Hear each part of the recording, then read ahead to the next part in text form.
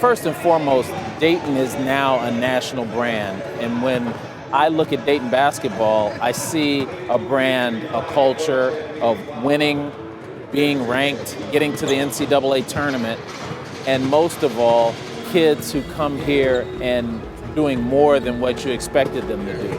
Well, we have an amazing privilege as broadcasters to be able to sit in on practices and on shoot-arounds, and it's one of the hardest working programs that I've ever seen. They're always going game speed, and that's rare for a team who, like last year, only played only six players on scholarship to go that hard all the time. But for example, today at shoot-around, these players are fully taped up like they're ready to play a game for their shoot-around. It's always intense, it's always full game speed, and he expects the best from his players, and that's why they've had so much success.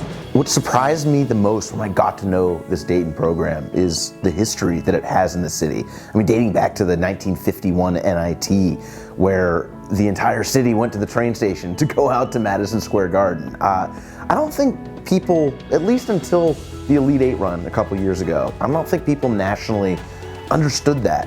And then going to the FedEx Forum in Memphis for those Sweet 16 and the Elite Eight games, it was like the whole city had come to Memphis. It was like 95% of the arena was Dayton fans.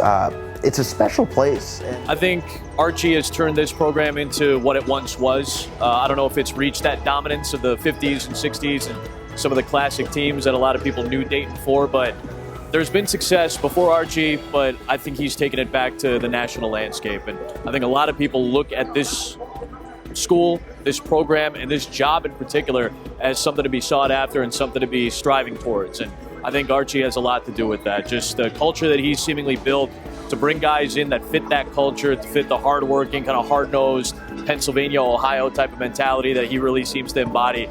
I think that's what represents Dayton basketball now, and I think a lot of us who get a chance to go around the country and see different teams and different games and different programs put Dayton right up there in the highest regard with a lot of other great programs. This is a rare phenomenon in college basketball. This is a community, I don't want to be cliche again, but that kind of lives and breathes and dies Dayton basketball, and it's such a tight-knit place. It has a very strong identity, this city does, and I think it's very much reflected in the basketball team and in the way that Archie plays basketball, in the way that Archie coaches basketball, which is such a workmanlike approach, such a dive for loose balls, do things the right way, work your tail off, and the results will come.